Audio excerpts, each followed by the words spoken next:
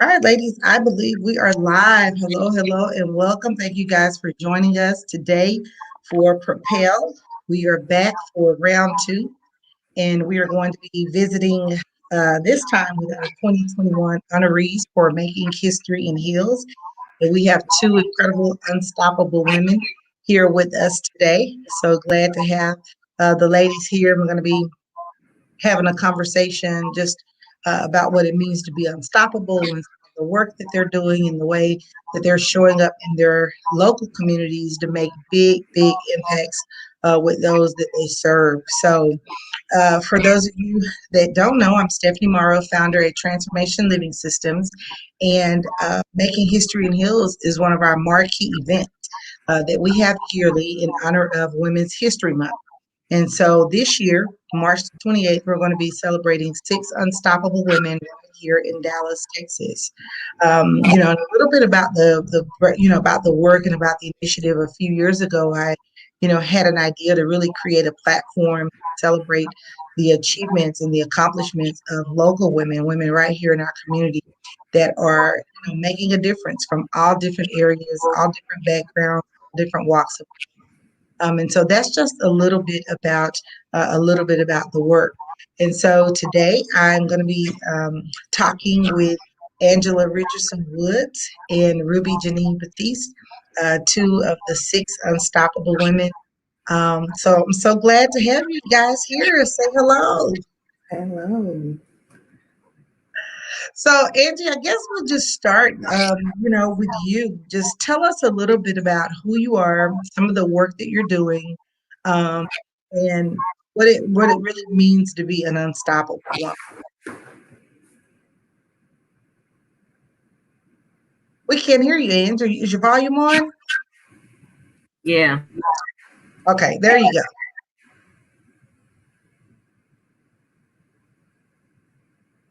everything you've done on using your platform to highlight and uplift amazing women. So you and I go way back to the hill, and I am beyond excited for the things that you have done in our 25 plus year relationship as PV alum.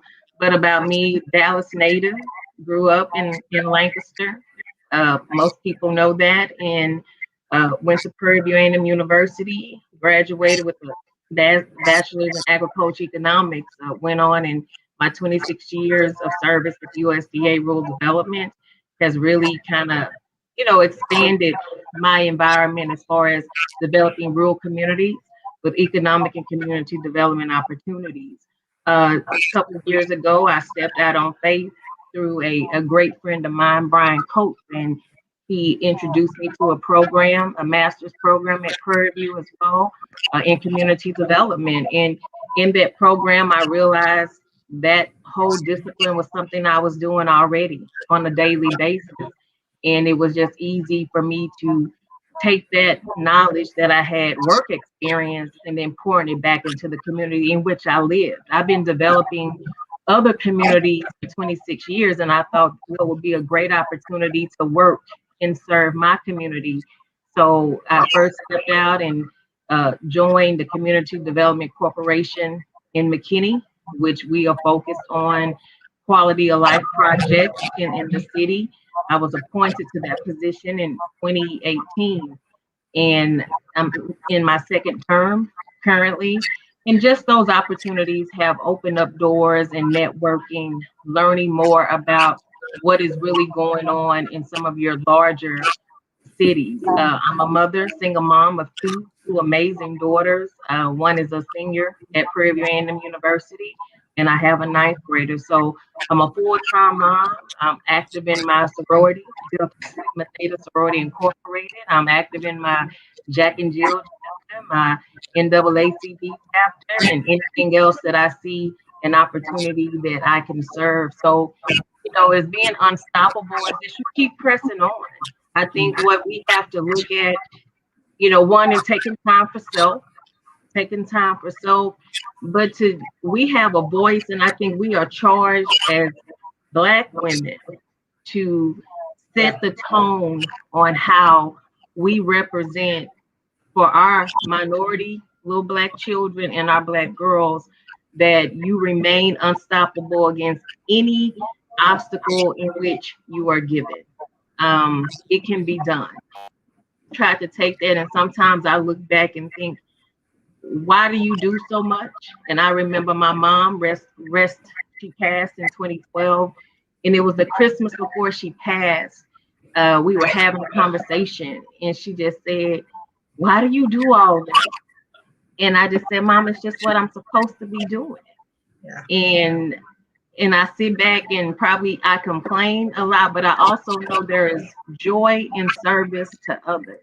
Yes. And that is just kind of what I have stood by. When you can pour in and to help others, I do get a level of satisfaction to uplift other people.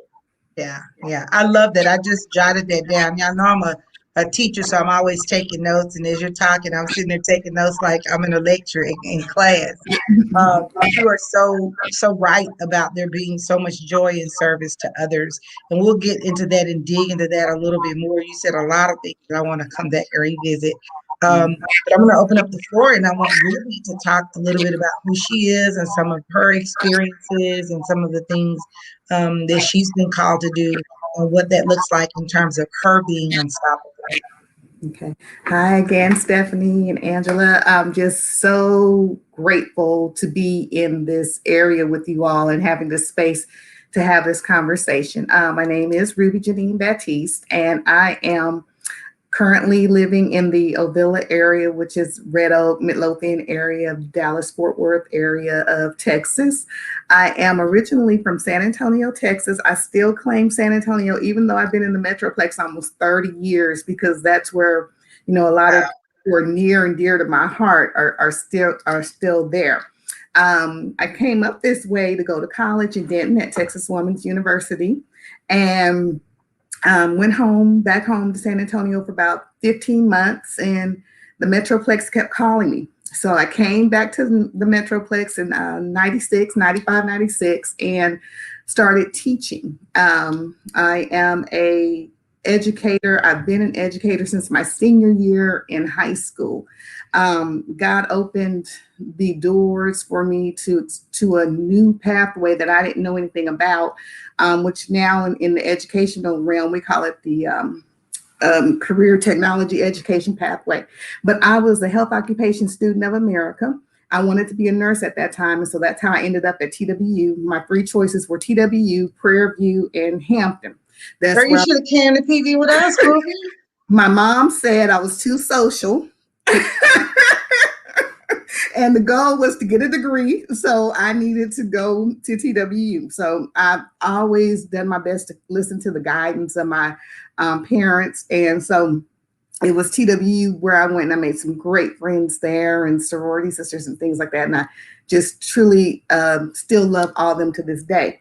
So my senior year in high school, I was a one-to-one personal assistant for a young lady at that time.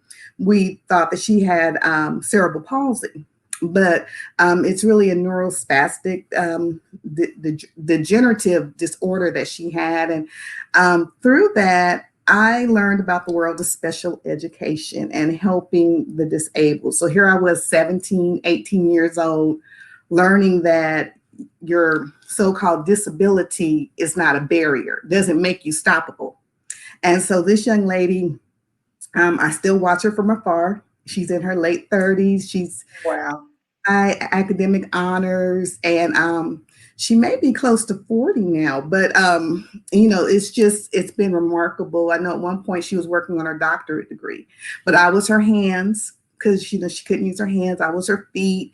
I also learned a lot about just letting people keep their dignity, no matter what physical situation or mental situation that they have been in. So through that, it just really changed my life. She changed, and her family changed the trajectory of my life. And so I'll always be forever grateful to her. So went to college and didn't really want to be a teacher. I wanted to be a nurse. I'm so grateful for practicums and, going into the clinical setting to kind of see what that's about. And at TWU, they let you do that a little early. They let you go in during freshman year to kind of see, is this what you want to do? Well, through that, I found I've always had a heart of service, but I found I don't like hospitals. So me in the clinical setting, it just didn't, I didn't feel that passion. I've always felt that passion from children and seeing them light up. And so, so grateful. I have a really good sister friend, one of my best friends. When I went back home to San Antonio, I was like, okay, I got this degree. I don't know what I'm going to do with it. And she said, you always said you wanted to be a teacher. Why aren't you teaching? Why are you here? Because I went to go work at a bank, which is so weird because I was like, strange things happen. So she encouraged me to come back to the pathway of education where I always said I wanted to be.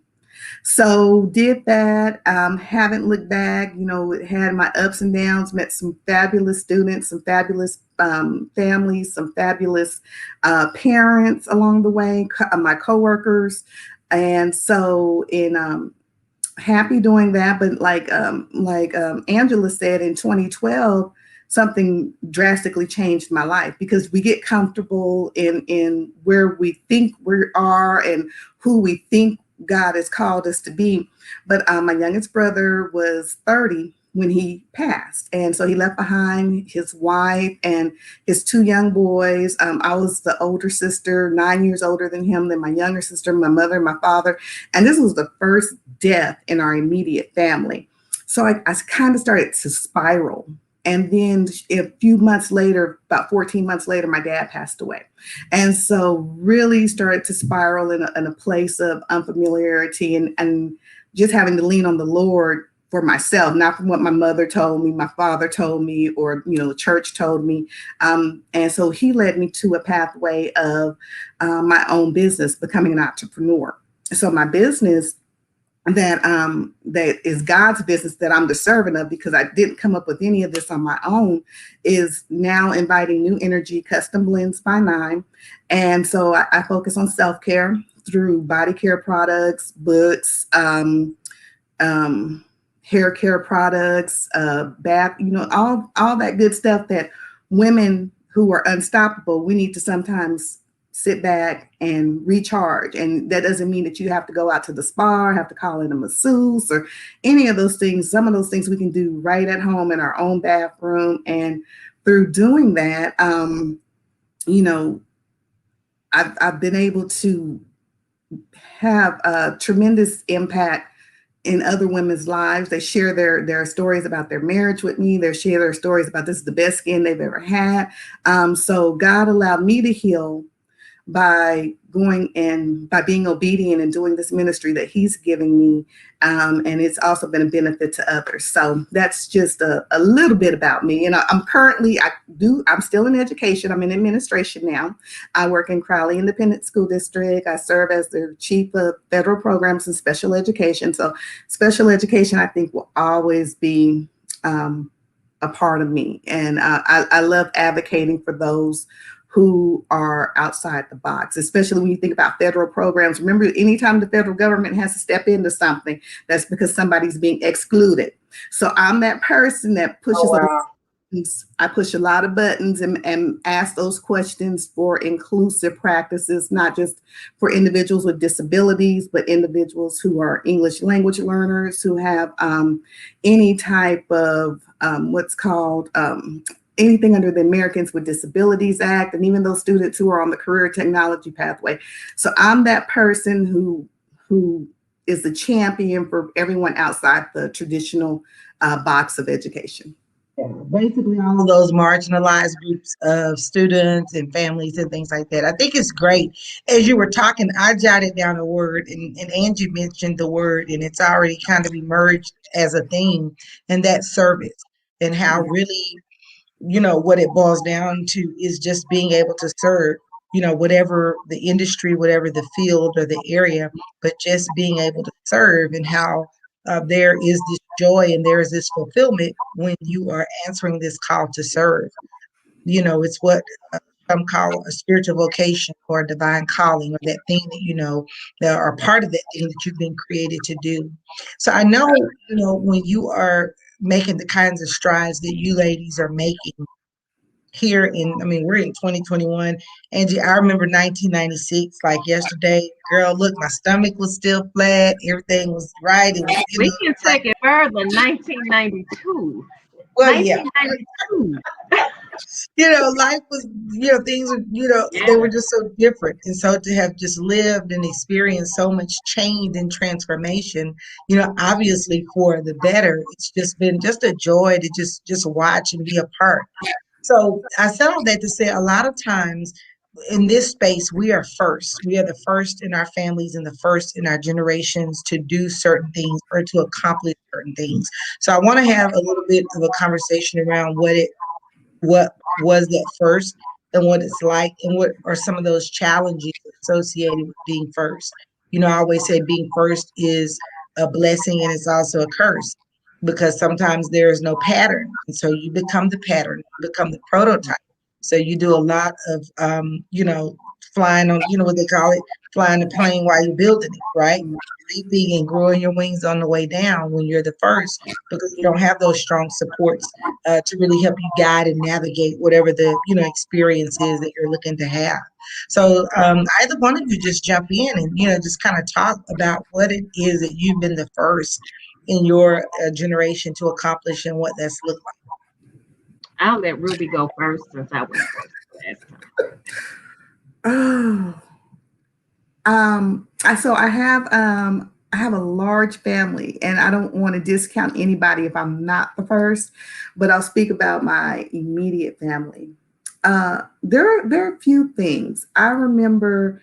I'm named after my grandmother, my maternal grandmother, and so she was born in 1916, and so I often think of Grandma Ruby when I'm sitting at tables that she would have never been able to sit at, when I'm making decisions regarding educational policy, inequity. And I often say, what would Grandma Ruby do? Because she and my grandfather worked hard to make sure that my mother went to college. My mother had, and PV alumni, my mother is, and I had aunts. My mother's sisters went to college. So I'm not a first generational college graduate. My grandmother's youngest sister, who's now 92, she went to college. So, but one of the first is being able to make educational policy. Wow. That's one of the first. I think I'm also one of the first who is an author, a published author. I have several books now. And then entrepreneurship is something, again, that goes way back, like many of our families. So my dad, he owned his own service station. My grandfather on my maternal side and my paternal side, they both owned stores back in their time. My maternal grandfather, he was born in 1892. So Grandma Ruby's husband was born in 1892. He was 20 years older than her. So he went to World War I, and he used his money when he got back to open a grocery store. And wow. The people in the community who considered us second-class citizens burned down his grocery store. Wow. Like in the Black Wall Street. Black Wall Street, yeah. So I come from a rich heritage of people who are unstoppable because just their faith through Jesus Christ and knowing that calling to be not better because you think you're better than somebody, but to be better to help the next person. Yeah. Yeah. And I think it's great to have that legacy of academic scholarship in a family because, it kind of sets the tone. So when you think about, Joshua, for example, like, and this is a whole other broadcast, but the college experience or the college education is an expectation. Like it's just not even up for question. Like regardless if you become an entrepreneur or go on to be a successful photographer, that is that is just part of who you are to become. And so I think that, you talked a little bit about that with entrepreneurship, and I think in this generation, we kind of discount education a lot. And we say, be an entrepreneur, like that's great. But the only thing, you don't just go to college to take on a career. No. Like there's so much, and Angie, we'll talk about this too. There's so much that you learn in that experience, that it builds who you become. Learning how to advocate for you, learning how to. I mean, you move into independence in the college space. So there's so many life lessons that come with that legacy of academic scholarship. So I like that. I like that. And then you mentioned moving into policy. That's another level of influence. Angela, that's another level of influence when you're sitting among, lawmakers and policymakers and advocating for constituents in a city, at a city level. Like that's huge. That is huge. So, Angela, talk a little bit about about first. What are some of those first? And what is So, it? first for me, probably I always say my grandparents were public servants. They just didn't serve on, they just did stuff in the community. But I probably am the first to serve on a city council, the first to serve on a extremely impactful board. So with that has come, a lot of my family is like, wow. And Imagine. it I don't know. I never saw that for me. I never saw that was in my trajectory to serve in that capacity. So I would probably be the first to serve on that level, on a city council, like you say, someone who is sitting there and making policy, who is making decisions for a community and a city size of McKinney is truly a big thing. And, my family has been very supportive of me. So I'm extremely grateful for my family, extended family, my friends out here in the McKinney community have been extremely supportive of me. And my community has been extremely supportive of me in all walks of life. Yes. Every walks of life. I can walk in a store, or I can walk in and people are just saying thank you. And I just didn't realize how much that meant to other people. Mm-hmm. I remember having a really dear friend of mine the day I hadn't even publicly announced it, and someone else a dear friend announced it, and I had a friend of mine that texted me like 6 o'clock in the morning, and she was like, "You are truly inspiring me." She was like, "I was feeling down this morning, but when I saw this post, and I'm like, wow." So I have to realize that this role that I'm sitting in now is not just about me. It's about minority women, all women, to feel as though they have the voice and the ability to be unstoppable. So that would be what I share. Yeah, I like that. And I mean, and just once again, you hit on a lot of things. And I think we are, I often say, when I'm having these kinds of conversations about how we are in a position that our mothers and our grandmothers weren't in. And so we are being afforded, opportunities to serve, opportunities to lead, opportunities to create and innovate that just were not available to the generations before us. And so there is a great sense of gratitude that comes with that, but there's also a great sense of, obligation to really serve, to serve at the highest level possible, and then to really model that and to really share what that means for the next generation, about service, because things are changing, and so I don't think that service is as glamorous as some other things, or it is as valued as some other things. But it's like lots of things, like it never goes out of style. Serving never goes out of style. It's always on trend. It may look different, it may change shapes or forms, but it's always appropriate to find ourselves serving. And regardless, if you're watching this broadcast, regardless of what it is that you feel like your calling in life is to do, it is always going to be about a type of service to other people. If it is just for you and you're the only person benefiting from it, I say it could be a hobby, it could be a gift, it could be a talent, but it's probably not true service. So I think that it has to extend beyond who we are to really be called or defined service.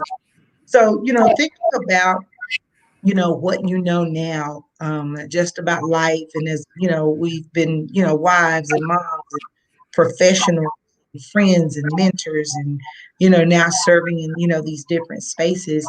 What are some things that you know now that you didn't know maybe 5 or 10 years ago about who you are, about how you are, how you've grown, changed?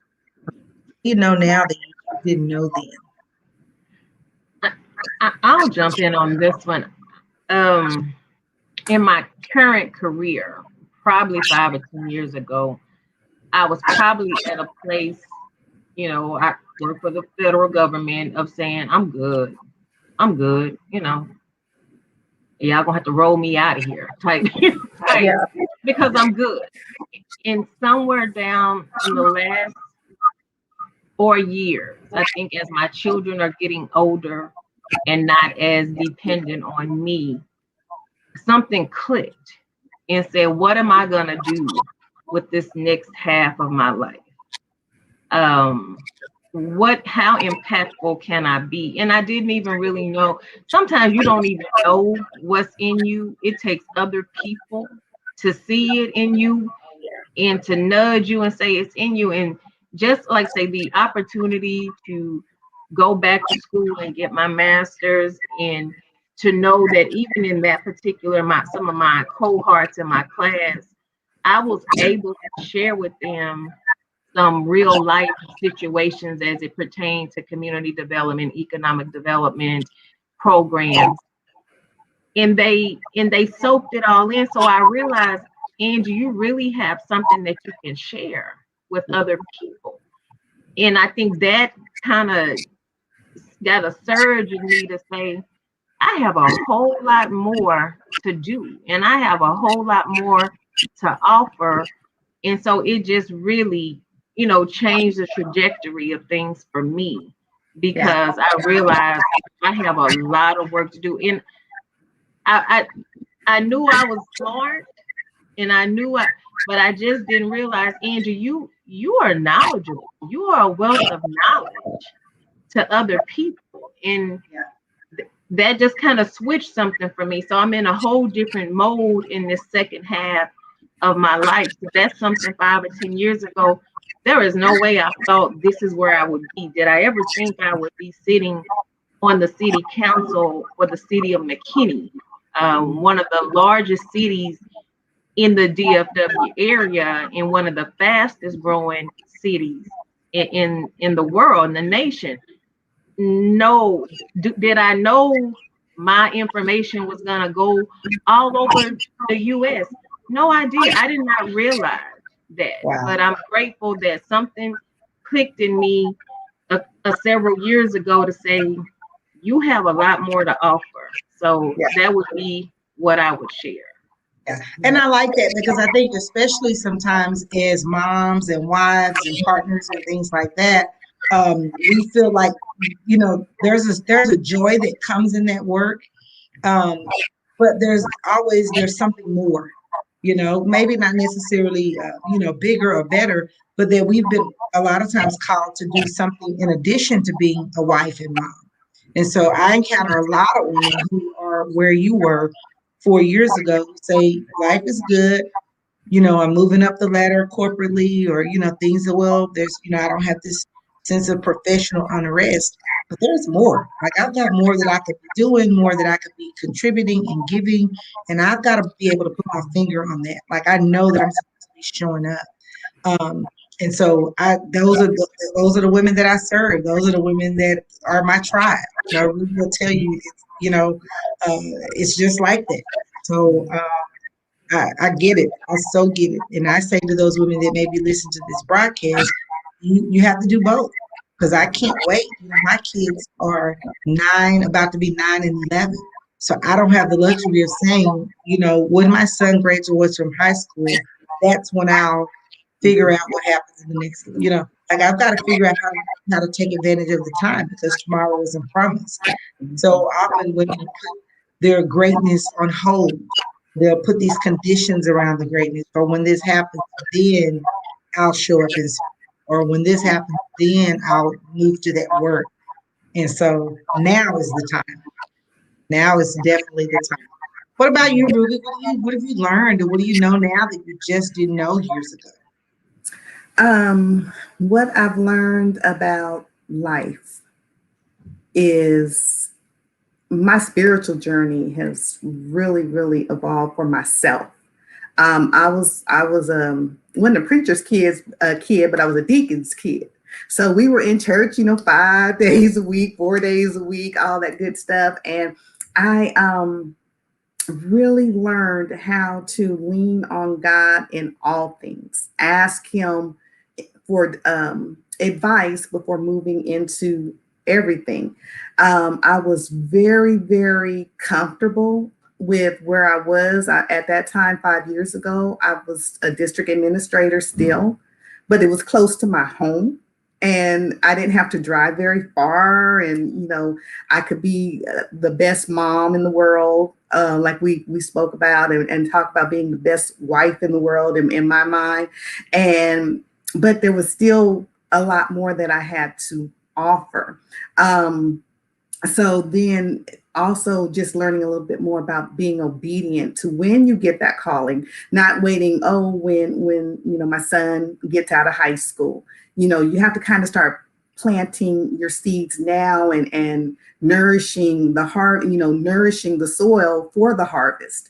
So when harvest time comes, you can reap the full benefit of it. So definitely learned. I always have been, didn't know why it was planted in me to take advantage of opportunities. I've never taken opportunities lightly. I've never been one when an opportunity presented itself like, oh, I'll get another time to do that. I've never been that arrogant to think that I have tomorrow or even the next 5 minutes. So some people see that as impulse, that when someone jumps on an opportunity, that's an impulse. No, I believe that if you are hearing it from God and it's, and it just doesn't leave you alone, you need to go ahead and pursue that opportunity. Even if you do it scared, you have to do it. My current job, I've been there for 3 years now. And when I tell you, I almost walked away from that opportunity because the drive one way is 1 hour. And then, coming back home, it's another hour. So I spent 2 hours on the road and I almost said no. And I had done that, I wouldn't have met some of the great people that I work with now. I wouldn't be able to serve some of the fabulous parents and children in that community and the educators. And I've learned so much about truly, you hear people say all the time, oh, I trust in the Lord. If you grew up in the Baptist church or any church, oh, I'm just trusting in the Lord. No, I've truly There's learned. a song about it. Yeah, I truly learned to trust in the Lord and also not take any opportunity for granted. I've also learned to, when I see something in others, I've learned to pour into them. I've had so many people tell me, you're so encouraging, because I see it. If I see it, I'm gonna tell you, Stephanie, you have this glow around you right now, and it might be the gold, but there's definitely some glow and there's some energy. And so I'm often complimentary, and people sometimes think that, why is she so? Because if I see something in you, I'm gonna tell you, because I don't know if God has already been nudging you. And then that's that affirmation, and maybe I need to explore this a little more. And then I failed to mention, Lord, and I hope they forgive me if they ever hear this, but I do have a son, Joshua, who's about to be 13. And so if I had waited, a little longer to say, well, I'll start my business when he's 15 or 16 or 18, you have to build brand credibility. Everything has a purpose and a reason. And I'm also married. And so there's the Proverbs 31 woman, which Angela kind of mentioned, and you did too, Stephanie, but not quite in that term. That's a woman who did many things, many things. She wasn't just singular focus. And I think many women of today sometimes get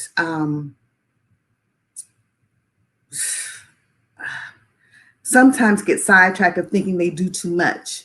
Yes. God is calling you to do it, and you do it with excellence in His name and for His glory. It's not too much, because that's who we are. We're the bomb, and we can multitask. So I call it walking and chewing bubble gum, and I have these conversations with my husband all the time, and I'll say, I don't have the luxury to do one thing. Like I have to be an octopus on roller skates all the time. And so I'm always, two or three things moving, hand here, there.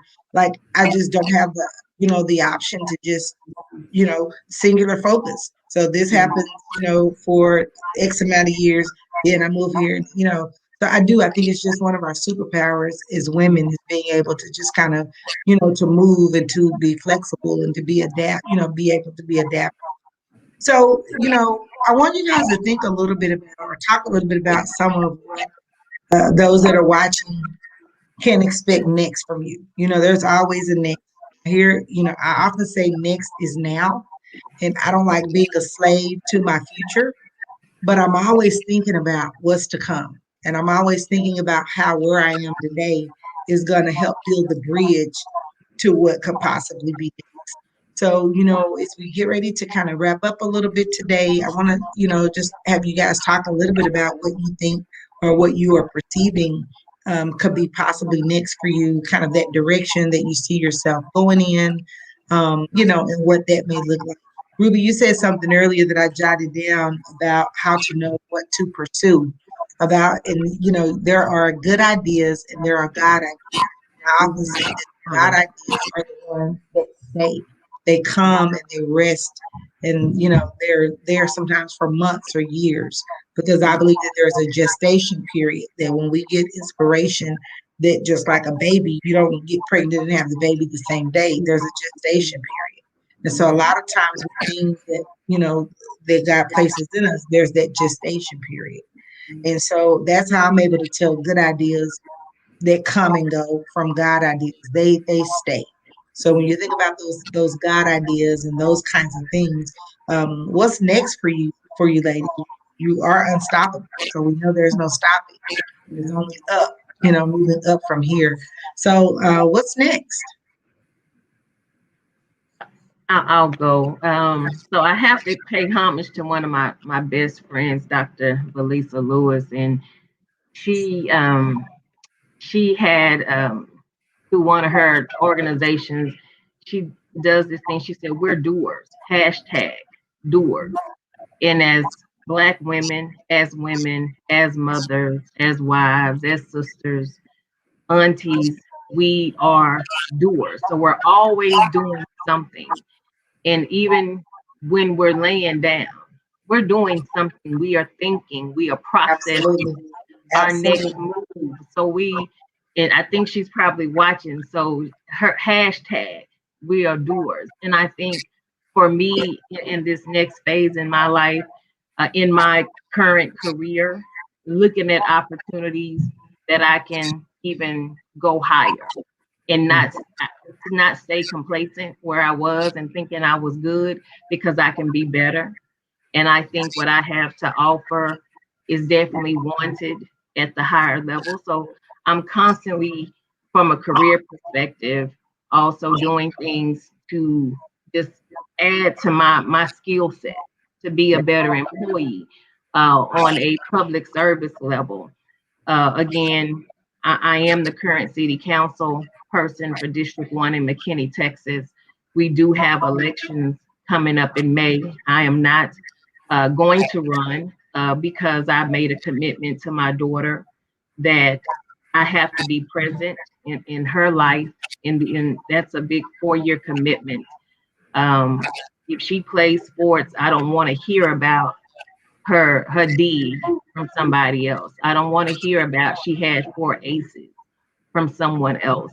I want to Yes. be present. So I think God will honor me in this sacrifice that I make. I think I'm also involved in McKinney. We have a program called Leadership McKinney that I'm currently in, which prepares you to do things exactly what I'm doing. So I think the program ultimately is to prepare you to get into leadership and to serve on boards. I kind of did it backwards. I kind of got into some of the boards and then got into the role of counsel and in Leadership McKinney, but it is also expanding my knowledge, which is making me be more intentional with what I'm doing. I'm more intentional. I pay more attention to the things that are going on in my community that I may not have paid attention to before. So I think I don't know what in 4 years it may look like for me. I may step out there on faith and put my hand in, to be elected to a position of city council. Only God knows, but the next step is just being more intentional about the decisions that I make for myself in the next years to come. Yeah. And I like that. We're talking about your daughter and, just kind of weighing things and choosing, that part over, serving in that way. And I can tell you that from experience that whenever you choose your family, you always win. Like there's no way to lose whenever you choose family, because family is the first ministry, it's the first call. And so you can never lose. There's not a spot that somebody can take you. There's not if God hasn't put it on ice until it's time for you to get there, it'll be on hold until you get there. Or, just things happen and life unravels and unfolds in a way that you arrive right where it is that you're supposed to be when you're supposed to be there. So I'm excited, guys. Catch up with Angela. Angela, for people that want to, catch up with you on social media or connect with you, how can they connect? I have a city council page on Facebook, and it's just Angela Richardson Woods. And that's where I have my city council page. They can reach out to me there. I am very social media, and it's just a lot to manage. So they can definitely reach out at Angela Richardson Woods and reach out to me there. Okay. All right, good deal, guys. So what about you? What's coming? What are you thinking about? What's growing inside of you that you're gonna be sharing with the world in a little bit? Yeah. Well, I think what's next is first and foremost, like Angela already shared, motherhood.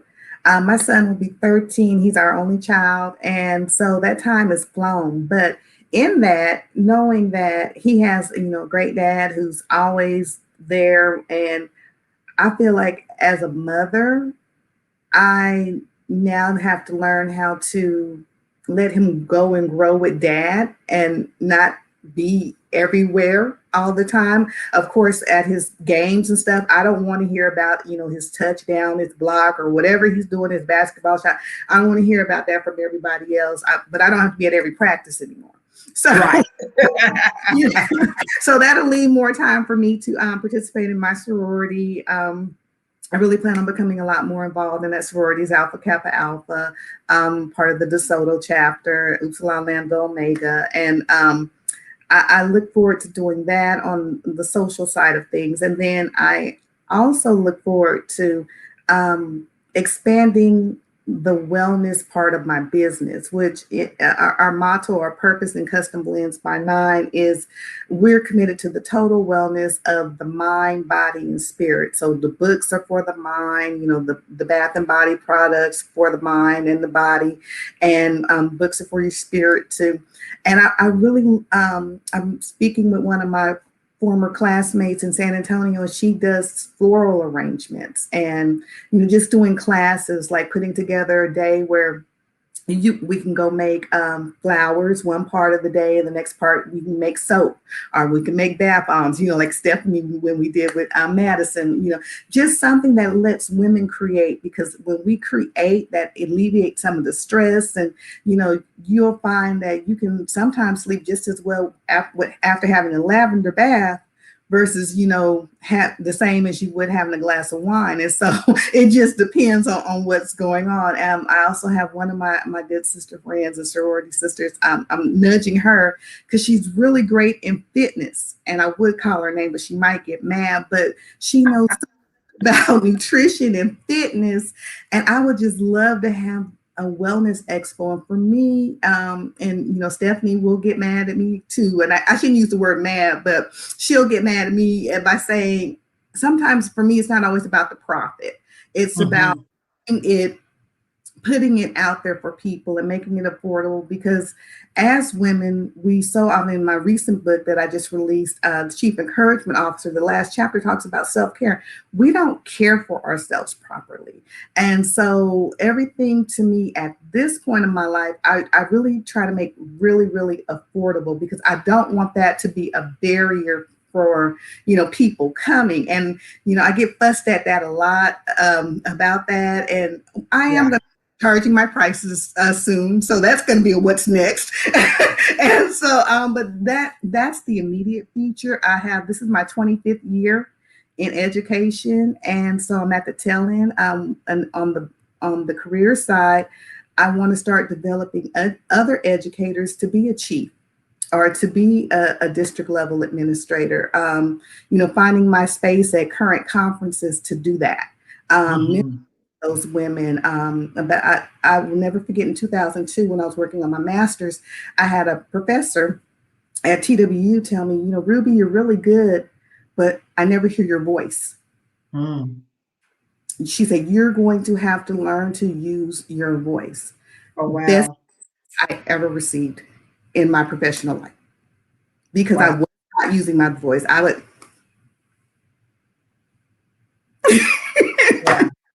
So, but that's what's next for now. Yes. And so how can those that are watching the broadcast connect with you and to find out what's going on with you? Okay. So there are a few ways. On Instagram at Custom Blends by the number 9. On Facebook, author Ruby Jeanine Batiste.